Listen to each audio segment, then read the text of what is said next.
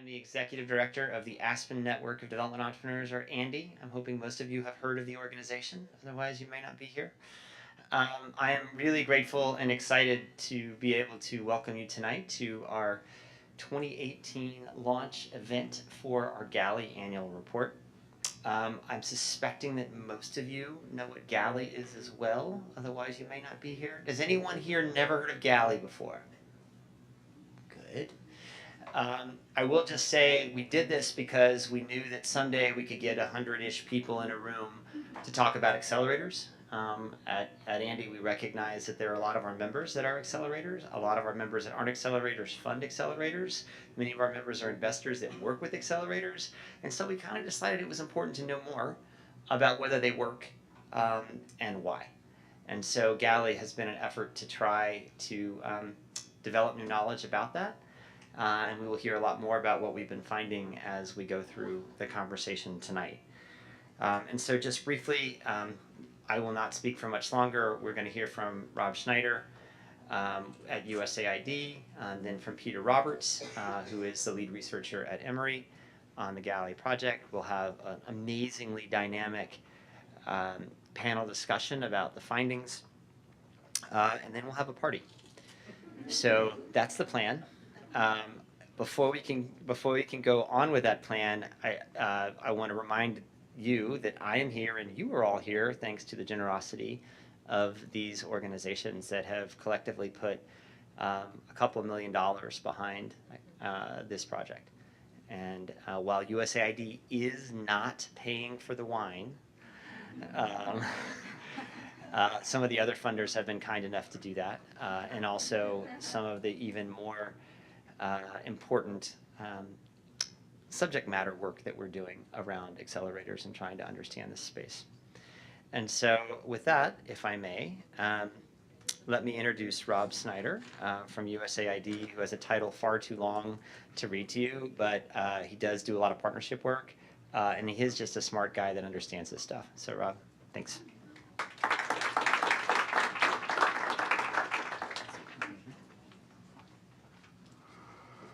Good afternoon. Thanks so much for coming out. Thank you, Randall, for the opportunity to kick off today's conversation and the report launch.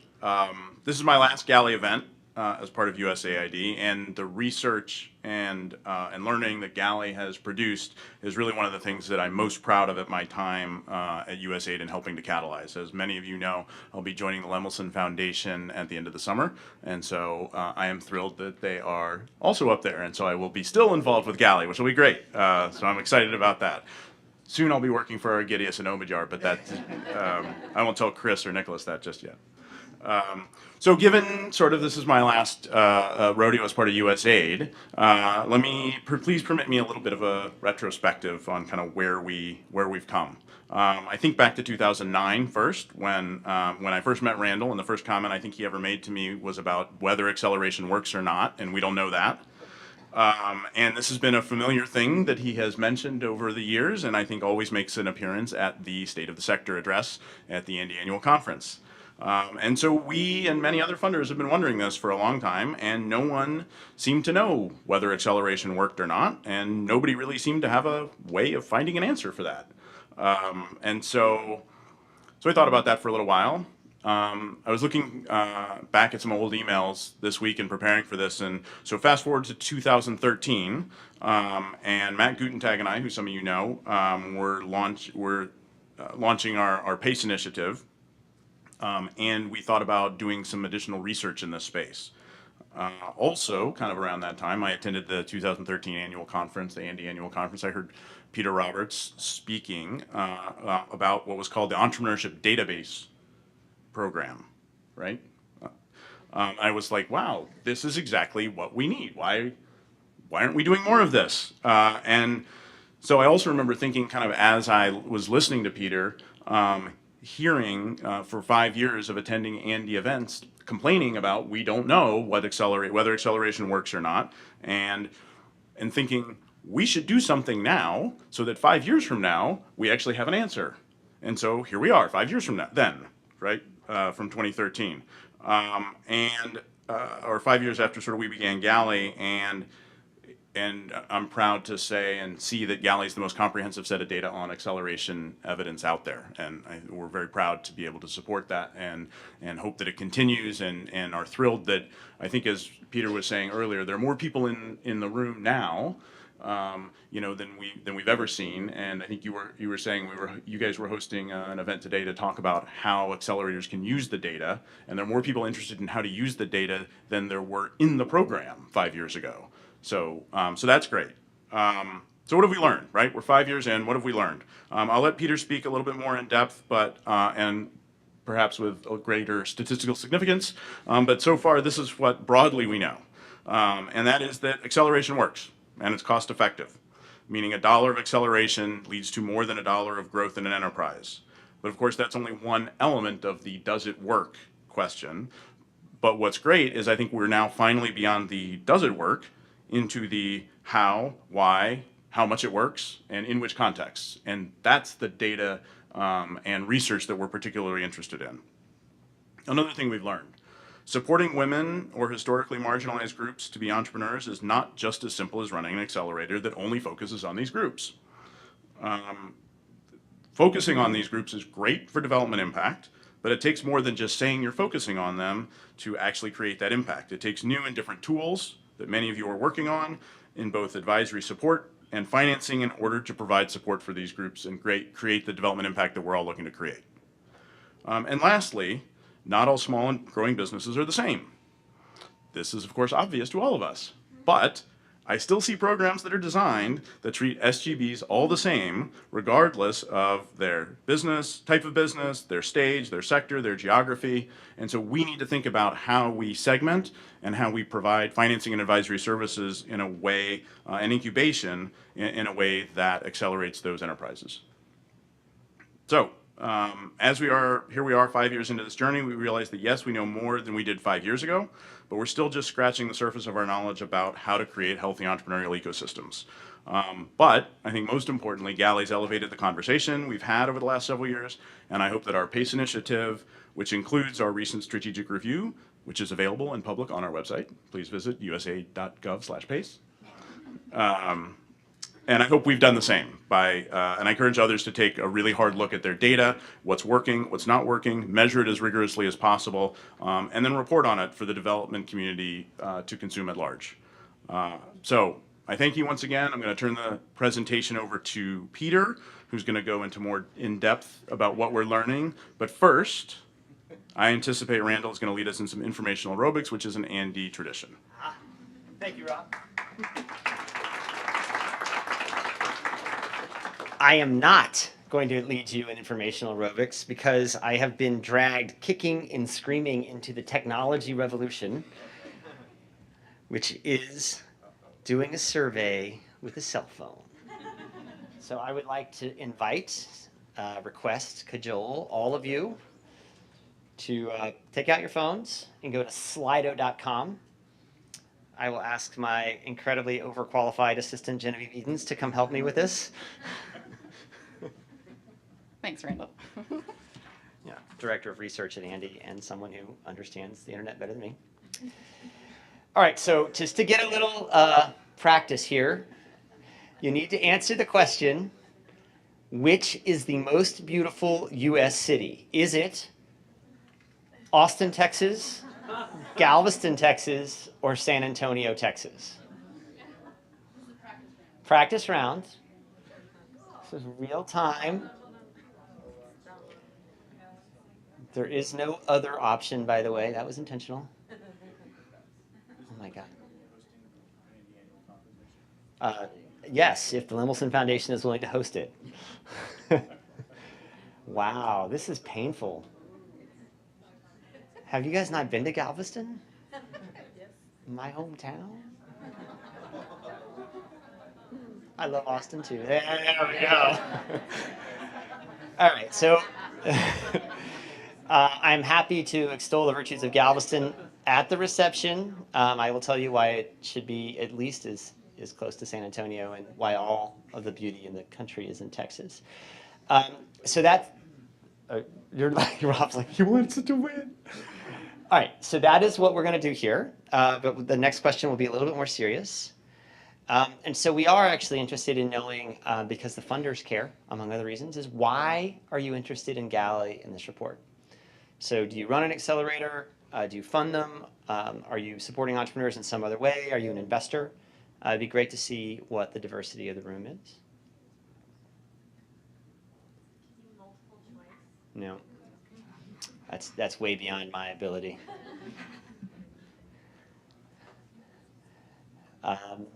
Interesting. So we have more randos here. Who's somebody who's supporting entrepreneurs in another way? How do you support entrepreneurs? I'm an entrepreneur, so I connect with them. You support yourself. Not me, but yeah. Okay, was anybody else? Yeah. We work to help them raise capital. Wait, sorry, say that one more time. We work to help them raise capital. Okay. That's all right, yeah. So it's not, and you're not an accelerator, you're like a TA No, provider. include, so Oh, kind of investment banking or. Yep. Include wonderful Andy member, just with your ultimate boss in London this weekend. Love her. All right. And then lots of accelerator managers, that's good. Researchers, couple of funders. You guys want to raise your hand? There too. Okay, so anybody else need to vote here? That also means it's good. We know we have 66 people here. All right, and then finally, a question for you to see what you've read or what you think. It's really what you think. Based on your experience, which element is most important for a successful accelerator program? Is it peer learning? Is it selecting the right entrepreneurs, training in specific jobs, direct investment, or mentors and network? Interested to get your perspectives before we let Peter tell you if you're right or wrong.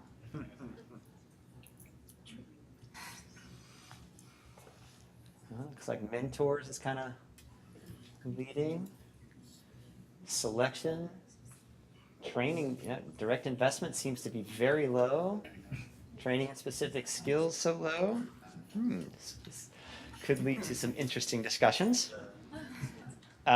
Any final votes? All right, well, there is actually an answer which the research is suggesting that I will invite Peter to share, and it may be a little surprising. And so without further ado, I am excited to introduce my friend Peter Roberts, who is Canadian by heritage. He's been both East Canadian and West Canadian. And now is a Georgian who is going to have the opportunity to vote for one of my LBJ school classmates for governor.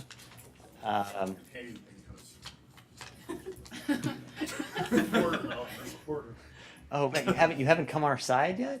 You're still Canadian? Last couple of years, it's been a little bit of a deterrent. Don't know what you're talking about. Despite or regardless of his choice of citizenship, he's an extraordinary researcher and someone who's been a great partner of Andy throughout this entire process. And he tends to be pretty funny. So no pressure, Peter, but you're on. All right, thanks.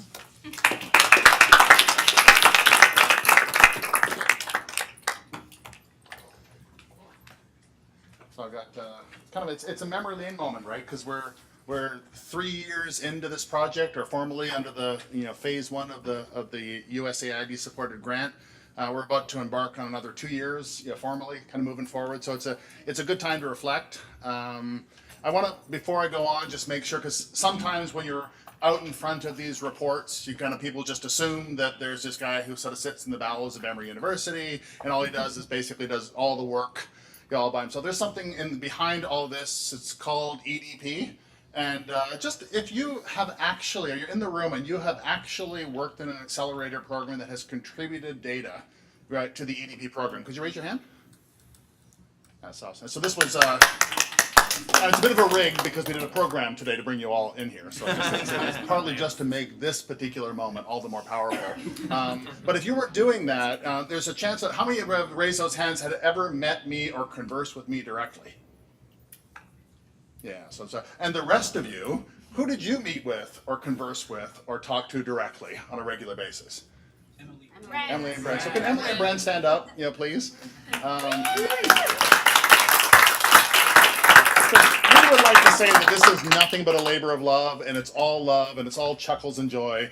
But every now and again, getting people to kind of like answer and fill out surveys and stuff is not chuckles, and joy. So if you actually had my crusty demeanor, you have to deal with every now and again, especially 3 or 4 or 5 years in, there'd be no joy, at all. So I am very, very grateful that we have such awesome people that work to make sure kind of our value proposition is strong and kind of maintain that kind of that positive esprit de corps. So thanks for those that contribute, and thanks for those that do the cajoling. You guys know, but I think should be recognized in this current context. Genevieve and Abby, could you also stand up?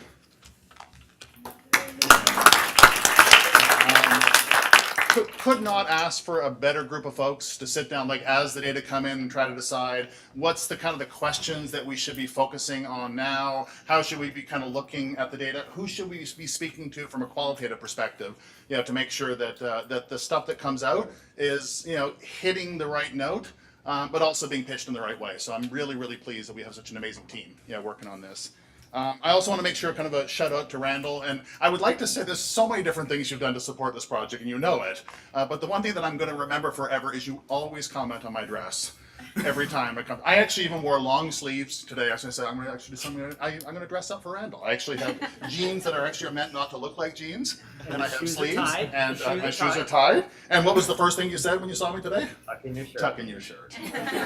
So one day I'll nail it. And I also want to thank Rob, both tangibly and intangibly. Our first meeting, you won't remember this, but I remember it. So I was doing one of those presentations at GALI early on, and I was on a panel, and someone had presented a report, and I presented what we're doing. And Rob came up afterwards, and he said, "You got a second?" Yeah. He goes, "Yeah, I noticed that the person working next to you had been working about a year, right? And they had all kinds of recommendations. Near as I can tell, you've been working for 3 years, and you don't have a single recommendation." And I was thought like this, the ivory tower guy goes, "Well, I do." I was just, but I was about to defend, and I was about to whatever. He goes, "I like your approach." And there's little tears, streaming down. And then just to know that, so having that sort of opening and oeuvre to do this, but I also remember something that Randall said along the way. I think it was the second time or the third time he presented, and he leaned in to me afterwards. He said something like this: "If next year you don't have anything to say, you're not invited to talk at the annual conference anymore." So I think that pressure is all awesome. So thanks to everyone who's helped us kind of through 3 years. I'm going to do a little bit of geek work, through here. I realize my slides suck almost as much as my shirt, does. But I'm going to kind of take you behind the scenes to some of the things that I'm kind of excited about, to sort of the journey that ended up producing, this report. And I think it's kind of fun. So the comment was alluded to already. So back in 2013, when this actually became a project, so very, very indebted to early relationships with Village Capital, right? Started with this idea, we really, really want to know whether what we're doing is working, and kind of started us on this journey of expanding outward. But if you actually had the foresight to read our year-end data summary after the first year, you would have seen kind of an awesome group of, 5, 6 organizations kind of working with us. And by the way, I'll explain later why that's actually a padded number, down there. And we actually produced like 837 observations. At that point in time, it's like, wow, that's pretty awesome. We got like 8 organizations or 8 programs to participate. But it wasn't awesome enough to do anything. So that's why all we could do is we could stand up and say, this is the kind of thing that we're doing, and there's some certain things that might be provocative. Stick with us for a while, right? And let's see what we do. Fast forward to the 2017 year-end summary. It's pretty cool, right? And the number that we would have been bragging about had I thought the 2013 Peter would have gone, holy smokes, almost 14,000 entrepreneurs in the database from around the world. And that's awesome. But it turns out what's more important and more awesome is the fact there's 178 different programs represented, because as been alluded to so far, when you're interested in the question of does acceleration work, yes or no, you really are asking an accelerator level question. And so you don't need a lot of entrepreneurs going through one program, because that gives you very little leverage in terms of figuring out what does and doesn't work. You need actually a modest number of applicants running through a large number of programs. And without putting any pressure on Brent and Emily, because we're tracking to maybe do north of 100 new programs in 2018 and put maybe 5,000 new entrepreneurs into the database. And so you start kind of looking at kind of like those sort of numbers, right? Then that kind of holy grail that we're looking at is kind of making the study of early stage entrepreneurship and acceleration a normal part, right, of the academic research parlance, this is the kind of data file that will attract folks. So I'm really, really excited. Most of the early stages, because you got to get a little bit of a geek to like data for data's sake, but we would do things like this, and these are screenshots off of, I think I was accused at several points in time. It says every one of your reports looks like you basically pulled it off in Word and whatever, and I was like, yeah, I did. But just the sort of things you look at over time, and this sort of foreshadows where we've come. We've always been interested in like who's getting funding when they report, right, on their applications. Who's got debt? Who's got philanthropy? Who's reporting revenue? Who's reporting employees? We started with this idea of just the simple yes, no's, and percentages, just simply because the data there's too much variance, and there were too few observations. But we get to kind of look at some of those things over time and how things pile up. Right? And meanwhile, that notion of not just yes, no, but is there anything that sort of explains the good, the bad, and the ugly? And the one thing that I will always be grateful for is the folks that have been interested in gender have been maximally interested in this project from the get-go. And I think it's because they've done a really, really good job of having a solid perspective on what is and is not happy, and are always looking for ways to bolster what they know, but also to challenge what they know. So the first kind of set of questions about like, can we break this down and talk about kind of women on the founding teams? Right? We've from the very beginning been able to track this, and we have this sort of this general notion which kind of persists to this day is, as entrepreneurs, if you are interested in what women are doing, the founding teams that have women on them are every bit as good as, if not at the margin better, right, than the all-male teams, right? And they hum along better or the same in every single category, right, except when it comes to things like, outside equity, investment.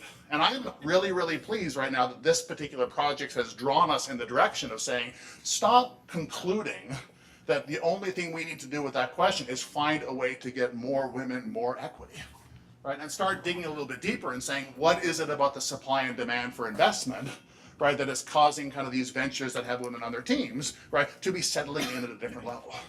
And that whole notion of, do we have an interesting enough variety of investment vehicles that meet the aspirations of all the different kinds of entrepreneurs, in addition to all the other usual suspects?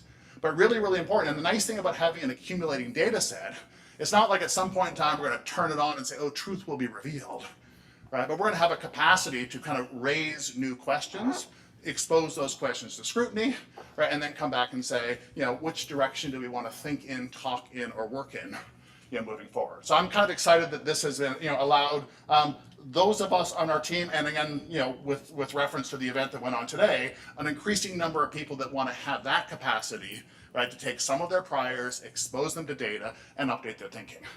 That's exciting. This is a terrible slide. It actually was put together about 1 o'clock last night as I was trying to find the best way to say that there's a couple things that have gone on in this. No, it's not that bad. Right, it's bad. It's not that bad. Yeah, it's bad. So what I was trying to do over time is like, if you look at 2013 to 17, a couple things have happened. Right? So in the very beginning, we're very, very excited because we get to learn more about what do these entrepreneurs look like. So in that first year, the application data was kind of exciting, but we all knew that we're really waiting for that follow-up, data. We're not interested in kind of like what you show up looking like. It's like, what are you going to look like a year later? So we're always sort of very interested in the idea of following folks in the commercial performance from when you applied, right, to the next year. And embedded in that, the holy grail for this project is we care about everybody. Like, you can't be genuinely interested in the impact of acceleration if you're not interested in those that were accelerated and those that were not. Right? So the idea of splitting these things up. And so most of our excitement was kind of built up, kind of in this upper left quadrant. But then what happens over time, you answer one question and you get a little bored with the answer, right? Then you come down and sort of says, what about year 2? What about year 3? Like, what about some of the longer term effects? And for a while there, I would go, listen, man, it's hard enough to get people patient enough to wait a year for this guy. Asking people to wait like 4 years, right? But actually, with the passage of time, we're actually to the point right now where we have enough thickness in the data that in the next 12 to 18 months, we'll be talking about the year after acceleration, the year after that, to see whether or not, even when you have those positive effects, were those just the best 14 weeks of your life, right? And then the world basically sent you back, kind of like from the zoo back out into the wild, right? Or actually just some of the positive effects of refurbishment or acceleration, do they actually linger? So we'll be able to talk about that. And that's kind of our left to right movement that's kind of exciting moving forward. But at the same time, we had this moment, and this is where it sort of kick us for not having foresight. We didn't ask anything about the programs. In the beginning, we were just so excited that program managers would work with us, because then we never even bother asking questions about how you run your program. And once people started asking those obvious questions, so acceleration works, it seems to always, no, right? Can you actually identify where it's working better or worse? I think so, right? Do you know what's going on in those different spaces? And the answer was no. Right, and so coming the start of 2016 with everybody here, it's just a silent moment for our friend Saurabh. Lal and I, who's now, he's actually has a good life. He's also out in the West Coast. And this is where all good people go, to the West Coast. We sat down and we developed a relatively straightforward program level survey. And so what you're going to pick up today is our first chance to kind of meld, right, some of the observations that we're making with some of those program level data to start kind of speaking to like what's working in what context. Right. So that's just how kind of things have been elaborating over time. I'm very excited. Very excited from a production and potential standpoint. I think the one thing that's still kind of most undone is that if you take away Peter Roberts working out of Emory, and you take away Abby and Genevieve working out of DC, and this kind of stuff, we're still the prime users of the data. And so this capacity developing forum this morning, so that kind of folks that are running programs can also be protagonists in terms of using the data. But we've become really, really good. Big report once a year. Abby basically drills down into different geographies on a semi-regular basis. We take questions from the field. And what I'd like to kind of see moving forward is we sort of democratize the access and use to the data so that more people are actually going like a quick conversation here. That's an interesting point. Let's see if we can drop over here, drive some preliminary insights or observations, and let's kind of think about how we want to kind of push our thinking forward. So I'm kind of excited about kind of like where the everything has been so far. From the movement this was the first time when we had enough data that we said, yeah, actually, I think there's evidence that says that at the middle of the distribution, red acceleration works. There's that big thing, and especially from an Andy audience, says that you split up the US-based and the Western European-based and distinguish those from the emerging markets. Second, we're really concerned about whether acceleration works in emerging markets. Last year, we stood up and said, actually, it's pretty optimistic, right, in terms of your ability to accelerate, entrepreneurial outcomes, even in, challenging ecosystems in emerging markets.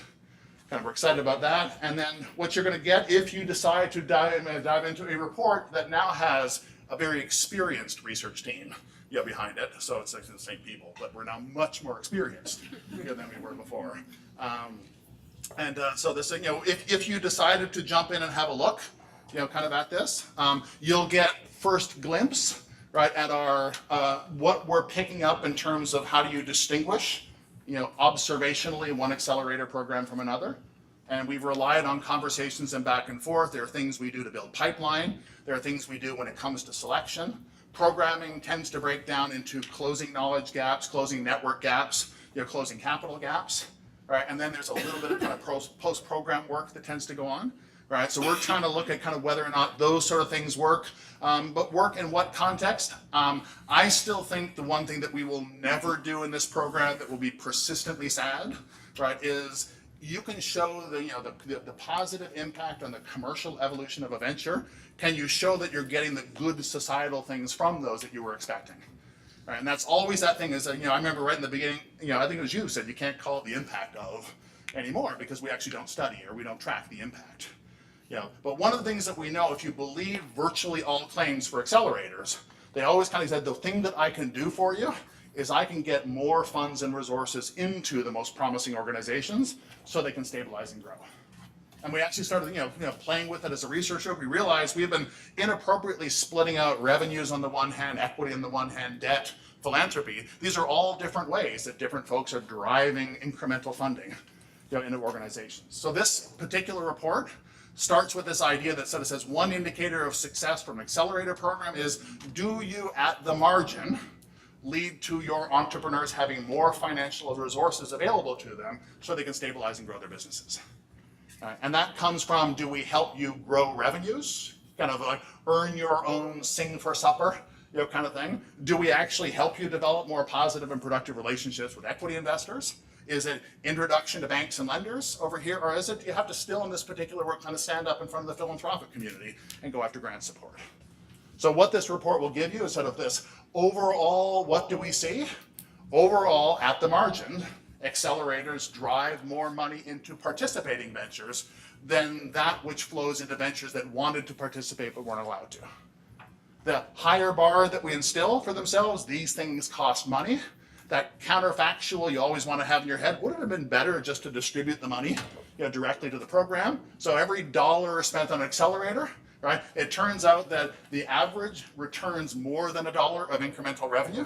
So it is better to put your dollar into accelerators and have them do their work, right? And it turns out that about 2/3 of the programs in the sample, exceed that threshold, right? So that, again, that it's perhaps a bit low bar, right? But the whole idea, if you could not show that $1 spent running a program does not translate, right, into more than an incremental dollar for a participating venture, then you have to ask yourself, is this the right thing to be spending our money on? So we have that kind of stuff, and that sets you up. And once you nod at that, and we predicted this was going to happen, you go, well, what am I supposed to do with that? Are you saying some are better than others, right? So yeah, can you actually speak a little bit to the variables that distinguish the better from the worse? And I think that if you kind of want to move your thinking through this report, you should read the second half of this report, right, as, yep, there's considerable variability here. The monies come in different kinds of ways. The two dominant ways are through influencing revenue and influencing equity. I actually believe a priori, right, there are different kinds of accelerator models that you would run if you were setting up an early stage venture to be attractive to a VC or to an angel versus helping them earn more of their own money, right? And then what we have from our program level surveys is just a whole lot of explorations. If I had to be somewhat disappointing and maybe dissuading some of you, I don't think we've come up with an awesome secret sauce that is absolutely clear, right? The kind of things that you want to do and not do at this point in time. I think we have an awful lot more kind of interesting questions. And one of the things, just coming back to the women and minorities, one of the things you're always concerned about if you really want to kind of push the commercial performance, and you've got these entrepreneurs that as a group tend to be handicapped, right? So you face excess barriers if you're female, excess barriers if you're a minority. Well, we ask folks, do you place preferences when you pipeline, build, and select? Do you place preferences, for what you would call minority entrepreneurs and or women entrepreneurs? It turns out the folks that said yes on those questions tend to do much better than the others, right, in terms of driving incremental funding into their ventures, right? So that's one of those things that sort of says this should give you courage and confidence if you're in that world to say, well, you're not in that sort of that napalm space where there's no potential, right? There's an awful lot of potential in there and it's being realized. The thing that actually vexes us is that it's not being driven by some of the, what you would call usual suspects.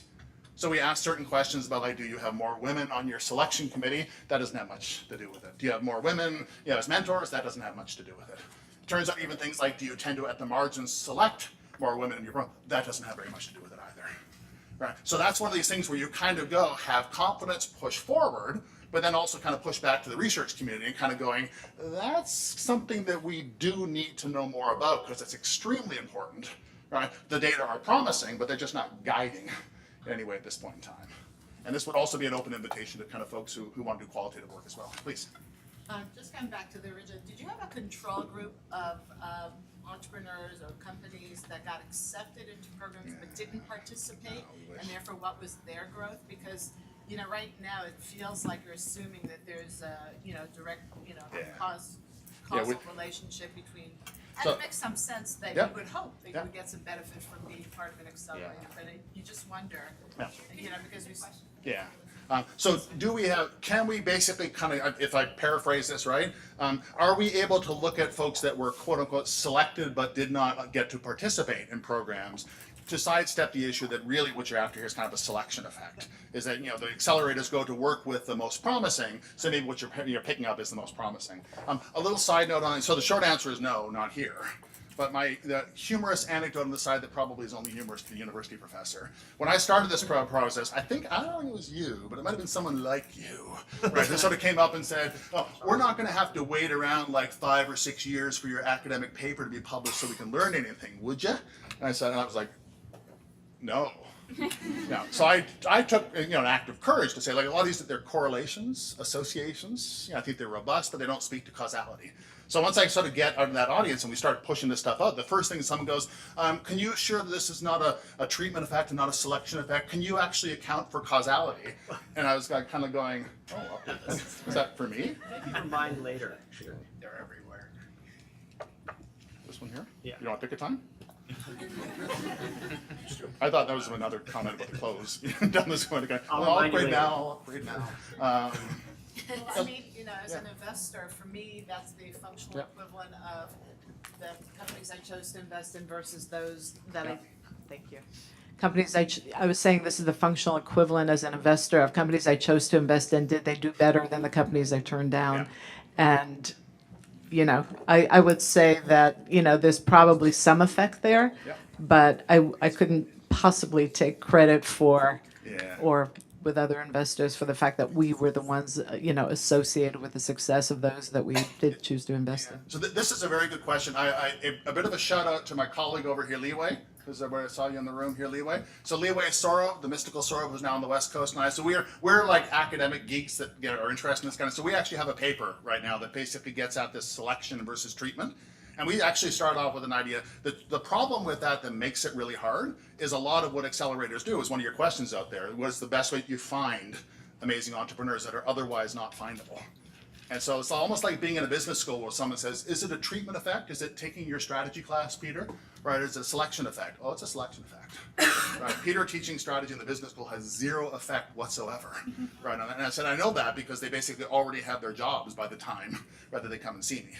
Right, so there is something about that, you know, that there is a selection effect to understand, but I would hate for people to walk away with saying that there's just this most excellent bit of curriculum here that I could expose to anybody out there and get the effects. So we're actually trying to go through, we have a couple of kind of really what I think neat ways of kind of saying, no, it actually is causal, right, some of the stuff that we're seeing here. But we can talk maybe more of that offline. So what I want to is like more conversation. Like I think if you know someone at a university, especially in a business school, you should start going like, shame on you for not being more interested in smaller things, right? Because the things that are going to kind of help us do big things tomorrow are the things that are small but growing today.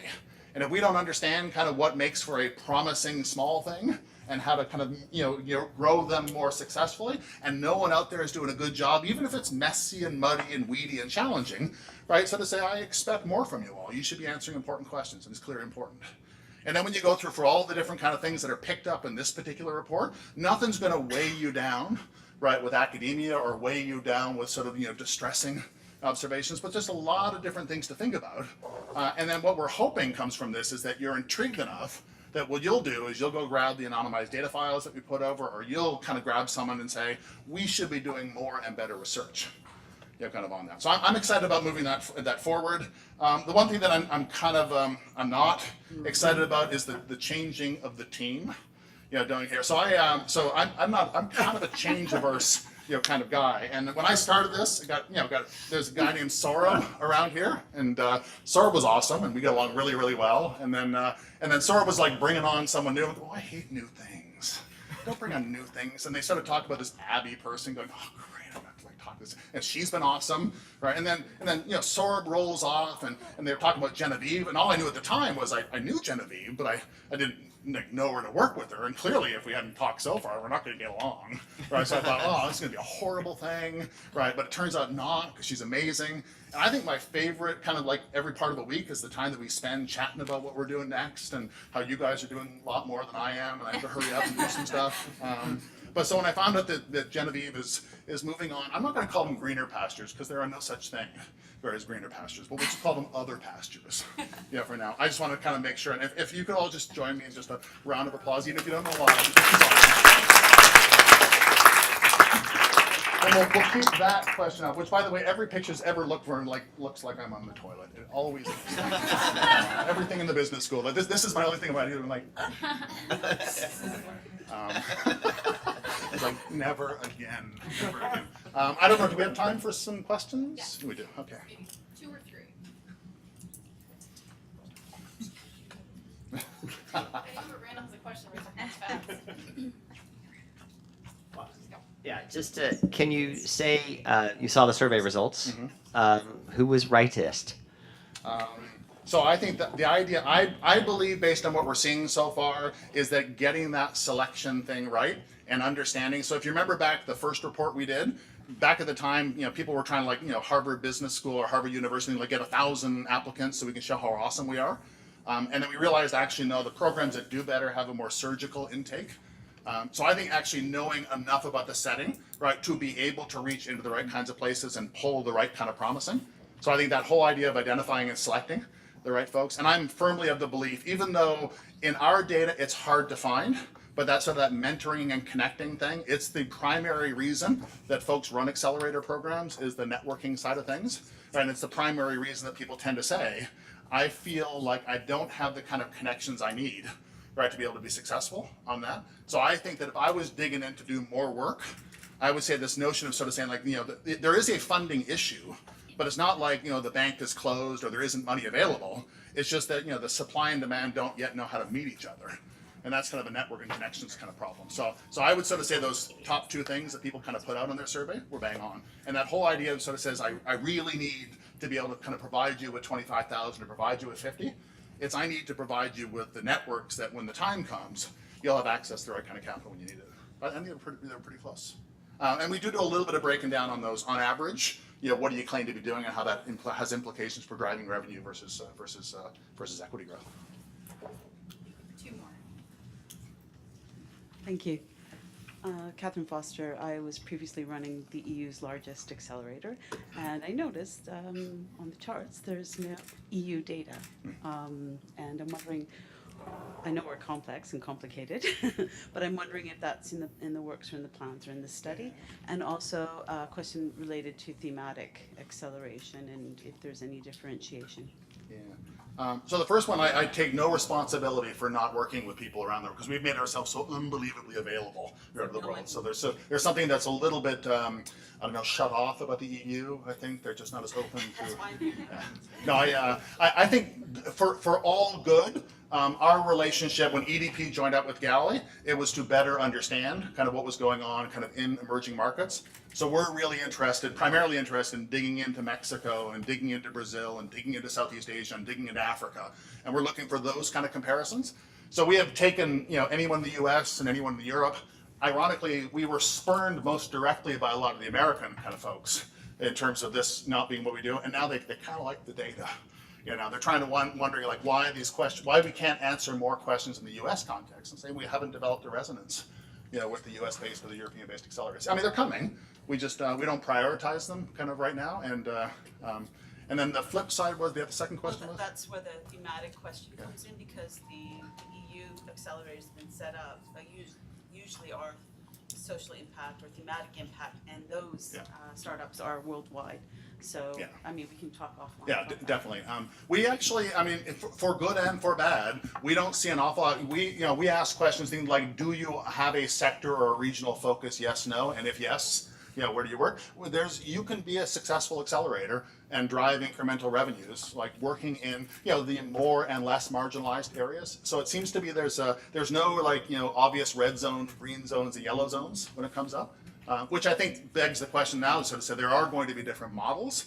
And that's why I was really excited about if you add another 100 programs this year, then you can start getting a little bit more nuanced in terms of like what kind of programming interacted with what kind of entrepreneur, what kind of space. But even then, once you start saying what three-way interactions, right, that's going to be challenging. So there's more work to be done, and we're setting out to be able to do that. So, but thank you for that. Sure.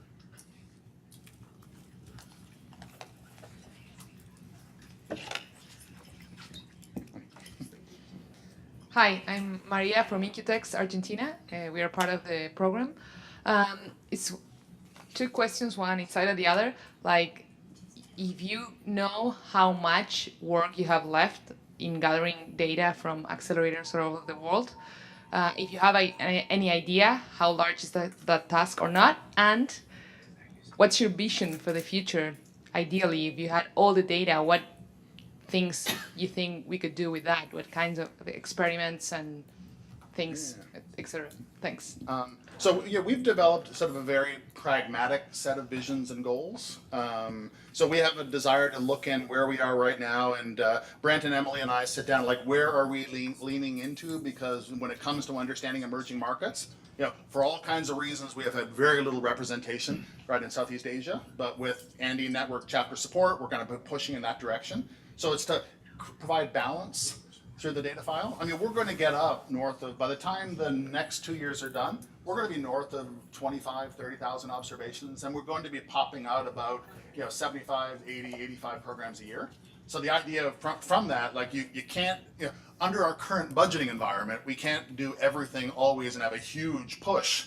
But we want to make sure that we are kind of pushing in the direction where we can do more robust comparative work. To be honest, and I was really smug in response to a question this morning about, if I was really interested, can I work with you on a project? And the answer, like in a weird way, is no, because there's just no way that all of the different interesting questions that come off of all the work you do should ever be driven through one academic, right? And so we've been doing things for a couple of years of trying to, understand these junior scholars, like folks like Leeway and like Sorab, who, now granted, they tasted the data, so they know how good it is. That sounds weird. In a very non-creepy way. They sampled of the data and like what they sampled. But I want more people to go, these are amazing sites. And you talk about experimentation. I want to find somebody that wants to run an experiment that actually wants to learn something. I literally have had a couple of academics go, here, you work on those. You have a bunch of those guys who are prepared to do experiments? Well, what was your experiment? I don't know. And they're prepared to like randomly manipulate something? That seems really weird. To me, to come in like with an experimental orientation and not know the experiment that you want to run. Right? And then as you know, when it comes to experiments, you guys who run programs, the more precious is the variable, the less likely you're going to want someone to go randomize. Right? So it takes some more thought that people are prepared, but this is a great foundation upon which to lay, kind of folks that want to do experiments. Now, and the counter to that, I had this one academic, come up and says, hey dude, man, could you help me out? I'm trying to find someone who wants to experiment. I'm like, I smugly said no one would ever do this, but then I had an accelerator partner who saw the Nesta thing, goes, do you have someone out there that might want to randomize something that we could work together on this graph? I'm like going, I think you guys should talk. So I think we would like to sort of stimulate the connections and the engagements so that there is a sort of almost like a push and pull between the research community, right, and the folks that basically are generating both the questions and the insights and the data. And right now, it goes back to the thing that Rob talked about earlier. There's just so much out there that with every passing year, right, just data are going by, right, and they're not being grabbed, right, and I think that's just that's a learning opportunity that's just not there. The final thing, that if there's ever any funders in the room that turns out we need a lot more money than I would have thought, this should be a utility, right? At some point in time, if you really care about this should be one of those things that says once you kind of nail it, says this should just be like an underlying requirement. This is what you do. There should be funding available to do it, right? And the data should be available so people can actually analyze it. We've done a lot of learning over the last little while. We're close enough that if anyone ever wanted to stand up and sort of says, I'm prepared in some sense to put non-trivial dollars after something that's a little bit dull, kind of after a while. But that would be awesome. It says like almost in a weird way, like 75% of all of these observations were actually being gathered around there. That'd be huge. That'd be huge. But that's my plan. That's a fantasy. I think we're out of Okay. Okay. Well, thank you very much. I appreciate it, guys. And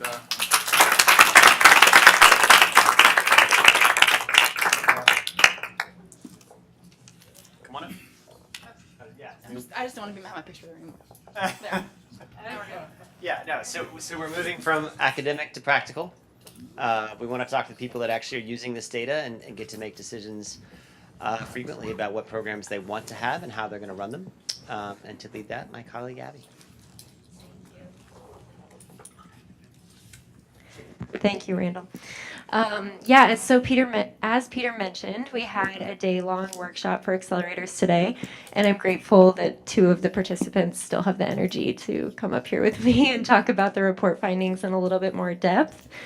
We'll keep this really short, but the idea is we think the findings from this report and this broad data is really useful, but we know that accelerators in reality are very context specific. They work with a diverse set of entrepreneurs and they have different goals. So we think it's really useful to say, okay, this is what we're seeing broadly, but then what does that look like in reality? Especially speaking about program design, how do you actually go about building a successful program? So I'll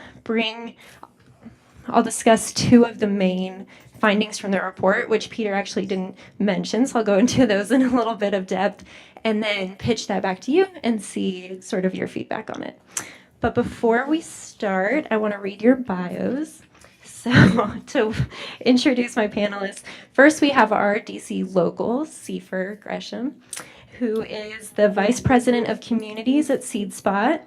He leads the charge in bringing SeedSpot's impact to communities across the U.S. with 2 programs, the 2-day launch camp and the 8-week Impact Accelerator.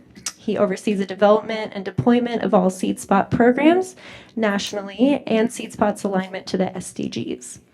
In addition, he is an adjunct professor teaching social enterprise at the University of Maryland and a mentor in residence at George Washington University. You're not busy at all, are you, Seifer? And then we have Lyubka Mitronovska, who coordinates the Accelerate 2030 program with a mission to scale the impact of ventures that contribute toward the Sustainable Development Goals internationally. And you're based out of Impact Hub Geneva, correct? She has worked with different organizations in the NGO, public, and private sectors across Europe, designing programs for entrepreneurship support, organizing business competitions, and implementing international projects financed by European funds and development agencies. I actually like that these bios are so long because it shows just how much all of you do. So before I go into some questions, will you each give me a really brief overview of what your accelerator programs actually look like and what you hope to accomplish for your entrepreneurs? Okay, I got it going. Hey everybody, Seifer, SeedSpot. So SeedSpot is on a mission to educate, accelerate, and invest in social entrepreneurs. These are the entrepreneurs that are solving some of the most difficult problems that we face in the world today. But I want to take a step back and tell you kind of why we're doing it and the 2 programs that we run. So one, we know in the U.S. Since 1977, entrepreneurship is down 48% thanks to the Kauffman Foundation. We also know that accessibility to entrepreneurial programs is not evenly distributed. Minorities and women founders have more barriers that Peter actually talked about. So SeedSpot, we set out to solve those problems. We set out to start creating more on-ramps for early stage entrepreneurs, idea stage, those individuals in the studio apartments here in DC, in their garages, tinkering, working, dreaming, believing, and come in and give them a launch pad with our 2-day launch camp.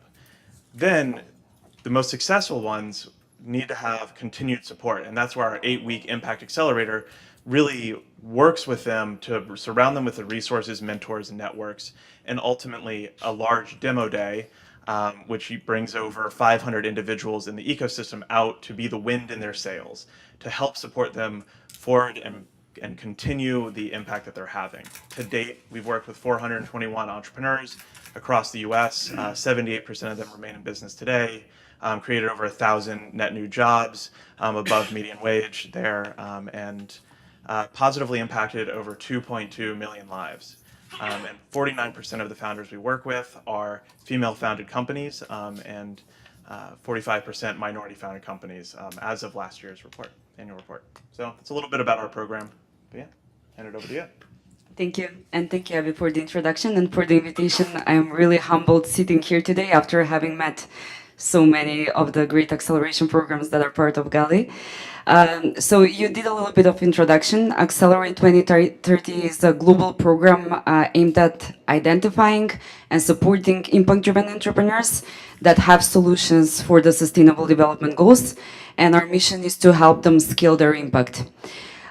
So the program has been co-founded with the UNDP in 2016. We've run 2 editions so far. Reached 19 countries, reached more than 500 entrepreneurs, and more than 1 million people in our outreach campaign. I hope that a few years down the road we can come back with the granular statistics and some of the numbers that you were sharing. But so far we're really proud of the reach that we've been able to do. What's interesting about the program is that we are building it as a multi-stakeholder platform. So besides the UNDP, we're engaging many other UN agencies.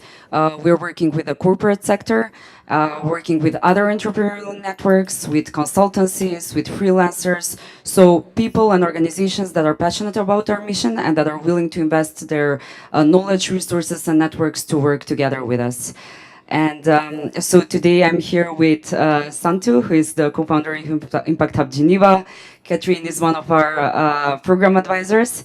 And actually this whole trip to the US grew out of an invitation by the UNDP to explore how can we actually bring our entrepreneurs at the UN General Assembly, and how can we actually showcase this impact, and that the SDGs are actually a business opportunity. Happy to tell you more about the program design later. Awesome, thank you both. So the first report finding that I wanted to touch on was actually about mentorship, and you'll see as you read the executive summaries in your chairs. It was interesting that we measured several aspects of mentorship in these sort of at the program level. We looked at the number of mentors, we looked at the amount of time spent with mentors, and the mentor backgrounds. And when comparing these higher versus lower performing programs, we did not find any significant differences based on mentorship.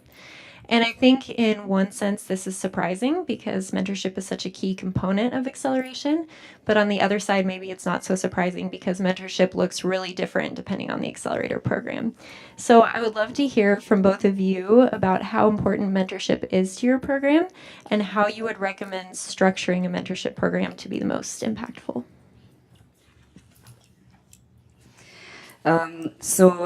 Yes, in terms of structuring and designing the whole support program, we've applied kind of a non-traditional approach, so to say.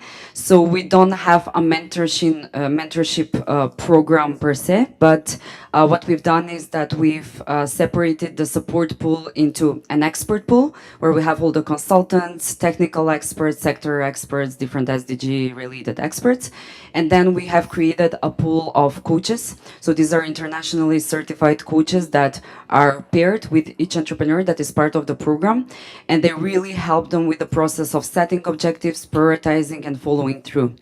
So these are kind of their companions on their journey over the 9 months during the program duration. And we've had some really great experiences so far with integrating this component, and really diverse experiences in how the coaches and the entrepreneurs work together. So in some relationships, they really focus on the business objectives. So at the very start of the program, they fill in a scaling, each entrepreneur fills in scaling roadmap together with the coach and our team, where we can see what is their impact mission for 3, 5, 10 years ahead, and how do they see Accelerate 2030 helping them achieve those objectives within the year where we work together. So the coach is really instrumental in helping them set these objectives, prioritize, and follow through. But what we discovered is that while some tandems focus a lot on the business objectives, in some other cases they focus on personal development, leadership development, team development, but also very personal issues at times. And what I found in some of the last conversations with entrepreneurs is that actually these personal relationships and the work on work-life balance and personal development has been fundamental in order for the entrepreneurs to reach their next stage of development and achieve their business objectives. So this is something really interesting that we want to further explore. Yeah, thank you. Yeah, at SeedSpot, we have a very similar experience of when our entrepreneurs work with their mentors, it really comes up to a bunch of different problems that the mentors can help solve. Sometimes it is personally related, sometimes it's a business issue. But taking a step back of like, why is mentorship important through the program? Well, we recruit mentors that look like our entrepreneurs. We have set out to find mentors that have come from similar lived experiences as our entrepreneurs. And that's really important for social modeling. That social modeling enables the entrepreneurs, the idea stage entrepreneurs that we work with, to demonstrate that, hey, I can be successful. I can be successful as an entrepreneur because my mentor has come from a similar neighborhood, a similar background as I. And that's the underpinning of our mentor program. We then layer on a goal orientation over a 4-week mentorship program where the entrepreneur comes in with a business problem or a professional development problem that they want to have solved over a time-bound engagement. The entrepreneur, the mentor at the same time is provided to us what they care most about, what social issue they want to work with, what type of entrepreneur, what their content expertise is. And then we have a little genie, by his name is Vid, on our team that actually makes sure that they are paired correctly. and that they have a really solid engagement.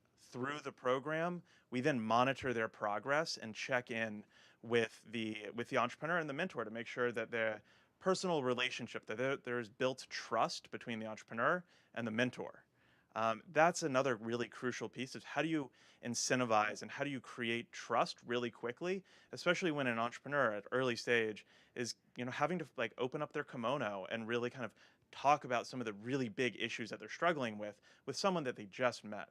And so creating opportunities for them to bond in ways that are not the traditional, just like sit down and do it, just sit down and talk right into business. We've encouraged our mentors and our entrepreneurs to actually go out and do activities together. One awesome mentor who's also on our board, Michael Ellenby, would actually schedule rock climbing lessons with their mentee because that was like the way he found fastest to really build trust. I mean, he's actually holding up the entrepreneur with a rope. It's like that takes trust falls to a whole nother level. That's awesome. Thank you. And I think that reflects really well. As part of this report, we interviewed program managers, and one of the pieces of feedback when we shared this thing that we were, seeing about how it's hard to capture differences in mentorship, they were saying it's really not about the number of mentors or even how qualified the mentors are. Like just because they're highly qualified or experts in their field doesn't mean they will make a good mentor. So I think that reflects really well. So the second major takeaway for me from the report was that the higher performing programs really emphasized peer-to-peer learning or connecting entrepreneurs with one another, both by considering that as a main priority of the program, but then also even facilitating more face-to-face time between entrepreneurs. So curious from you, how do you structure entrepreneurs' time while they're in your program, and why do you think connections between entrepreneurs is important? Both of you. Thank you. So I personally think that it's fundamental. This peer exchange is really important. And we found, so the way we structure the time of the entrepreneurs is that they do spend at least a week together in Geneva. So they will still be spending a lot of time together in the national cohort phase, but the international cohort meets in Geneva. And so the way, besides the workshop, so first of all, we try to have them accommodated together so they have much more personal time. And then we found that during the workshop, some of the most beneficial time was when they actually got to exchange with each other. So we had this skilling workshop where they had to kind of challenge each other's business model and give each other feedback. So they were from completely different sectors and countries, but some of the inputs and feedback that they gave to each other was super important. And for them, that was like the most beneficial piece of advice they got that day.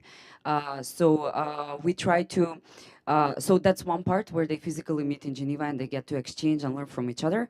And then since our program also has a strong remote component, we do try to have peer sessions where they can still meet and exchange. We do have webinars where they can exchange. But what I found out in my monthly check-ins with the entrepreneurs is that they kind of keep in touch. So they identified who are their peers within the group and who they can learn from. So they keep in touch and they check in with each other. And also they use each other's networks when they scale to another region. So we have one of the entrepreneurs from Brazil scaling to South Africa and using the networks of the entrepreneurs in South Africa to reach the market. So I think that the peer learning component is fundamental.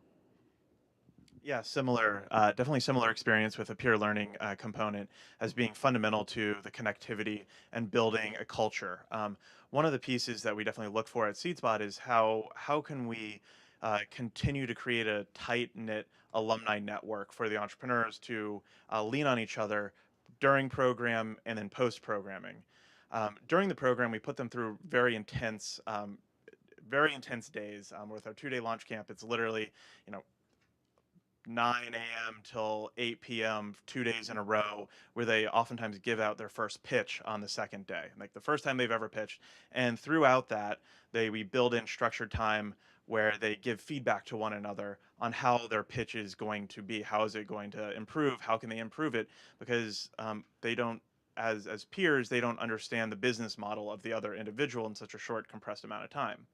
During our 8-week Impact Accelerator, we similarly have a very intense front-loaded portion at the beginning of our program, and we took some lessons from actually the Navy SEALs and implemented some Navy SEAL programming into our curriculum to create what was previously, well, at Navy SEALs they call Hell Week, into our accelerator program. And the reason why is that is because that's like the best way to create trust amongst a peer group, and that trust then like helps them go out and sell each other's ventures to other investors and to other potential clients. That was a big learning, and I think one really good example of how tight, even over 2 days, entrepreneurs can work together is, I'll tell you a story of two entrepreneurs that became really close. So we had Brett Miller, and he was the founder of Impact Reality, utilizing virtual reality videos to tell stories of nonprofits, of social enterprises, to oftentimes their funders that can't actually travel to where on-the-ground action is happening. In that same cohort was entrepreneur Damon Thrash, who's created Ink to Ink. Ink to Ink helps individuals who are incarcerated transition to life on the outside. Damon Thrash was formerly incarcerated, so he had that lived experience. For a variety of reasons, Damon was not able to pitch at the final pitch night. And instead of going at it alone and just being like, oh, Damon had no ability to actually get what he's working on out there, Brett, based on the business model of him helping other social entrepreneurs, actually infused Ink to Ink into his final pitch and demonstrated how Impact Reality can help Ink to Ink tell the story to Ink to Ink's potential funders and investors and beneficiaries. And it's that type of deep support that drives the whole movement and entrepreneurs forward. Thank you. Yeah. Yes, please. If I may add something on the peer sharing or just the sharing component. So we've introduced this leadership and resilience component in the program, dealing with personal self-care, with personal growth and team growth, work-life balance, something that sometimes we don't talk about during acceleration programs. So we organized a little retreat for them in the Alps, where actually they took half a day to just share and talk about the personal experience, the personal struggles of being an entrepreneur and what that means, and talking about what's healthy scaling for them. What does that mean? Because we keep on talking about growth, but what is healthy for me as an individual, for my team, for my organization, and the impact that I want to produce in society.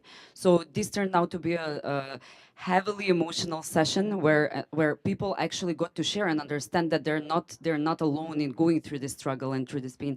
And I think that this component also added a lot of value in the program, and dealing with some deeply rooted issues that would not otherwise come to the surface, but unless you address them at the very start, you can't be effective in achieving the other objectives. So this was a really important peer sharing Yeah, I think that's piece. so interesting. Thank you. So I think this was perfect. You really shared, for GALI, we want to look at those, broad findings of what's happening in acceleration and what's working. But then also it's really important to be highlighting how accelerators, as they learn, are innovating and trying new things within mentorship, within connecting entrepreneurs to one another. So thank you both for that. Do we have time for a couple questions? No? One question. Okay, who wants to ask the one question?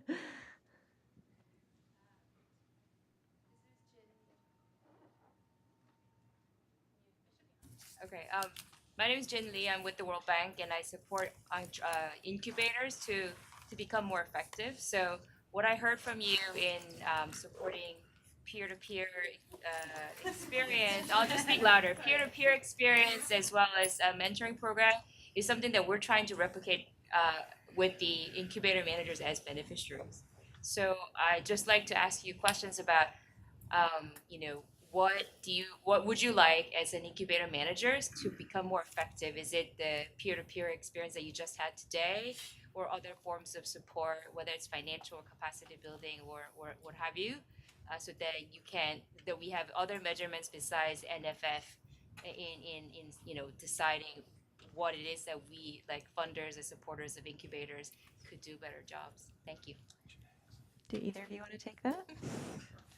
So, great question, and thank you for it. I think, so a few things. One, let's definitely connect offline. Can share much longer answer than what I can give up here. But number one thing, I mean, I think the convenings are always really helpful to learn from each other. I mean, just today, we were able to share a significant number of resources of how we, one, use the GALI data to better improve our programs, and then also and give feedback to GALI of like ways to continue to improve the efficacy of the reports and how they are presented back to us. And just so a huge shout out to GALI for even organizing this, and Andy and Peter, just absolutely incredible here. So what the World Bank can do and what funders can do is have more convenings. That's great, but then actually incentivize collaboration amongst the different incubator programs. Like, that is something that I think collectively, and I hope I can speak for everybody that was there today, is that, hey, we're doing a lot of really great work. Are there funding sources, and are there programs that would allow us to actually cross-share some of our learnings, but financially incentivize that? Without the financial incentive, most of ours are nonprofits. Like, without a funder, like, we can't do the work. The other thing I will say is focusing on different aspects that breed, programmatic outcomes for incubators. So focusing on what programs and what supporters are out there that are giving certification programs to incubators and accelerators, providing curriculum and licensing certain curriculum to incubators and accelerators that have developed it over time and have actually been part of GALI and been part of different programs can be really beneficial, as opposed to everybody creating their own, hacking together their own programs and curriculum. Having funders say, hey, work together and use some of there's the curriculum on the shelf, bring that to your programs. Awesome. May I add something? So for us, being a global program and having prototyped a successful model of support, we are scaling ourselves. So where the challenge is, how do we successfully scale the support to more than 20 countries? That's our ambition. So it would be great to talk to you, having the worldwide network. So that's one piece, because we don't want to centralize the support happening from one place, but how can we actually maximize our Impact Up network, the UNDP and all the other partners, so 40 plus partners that we have here in our network, to actually work in each location where the program is implemented and really strengthen the local ecosystem to not need actually bringing the entrepreneurs to Geneva or New York, like to have that kind of strength locally in a few years, so that it's a more self-sustainable system, so to say. And another thing that we're very much interested in is how can we use technology to scale the support and to kind of strengthen the connections that are made and the relationships that are made. So there are a lot of community platforms out there, but how do we actually put all these entrepreneurs and the mentors and the experts and the investors into a meaningful platform where they can engage in meaningful relationships and really kind of enhance their businesses? So. Awesome. That was a great question. Thank you both so much. I think, yeah, we're out of time. So I get the last word, as I often do sometimes, the man. Let me just do it loudly. So I just wanted to answer the question a little bit to draw on Peter's point about what's next. And Peter and I mostly agree, for the record. It's great. So we are on the cusp of finalizing phase 2 of GALI. We have raised the money, so we're going to have more money. What are we going to do with the more money? Well, there's going to be more data, there's going to be more analysis, and there's going to be more application. So more data we heard about. Hopefully we get to big numbers. More analysis. We want to redo the analysis we've done before with more years. You heard that. So we want to be even more confident that accelerators do work. But we really want to make sure that we delve deeper into the questions about the why and the how and the when and under what circumstances, what works best. We want to do more regional deep dives. The one in Mexico has been published. We'll do one in India. We might want to do one in Brazil. And Catherine, we may do one in Europe too. And we should talk about how we can get more European accelerators to participate. So that's what I think is going to be next. But in the very short term, what's next is more wine. So thank you all very much, and let's enjoy.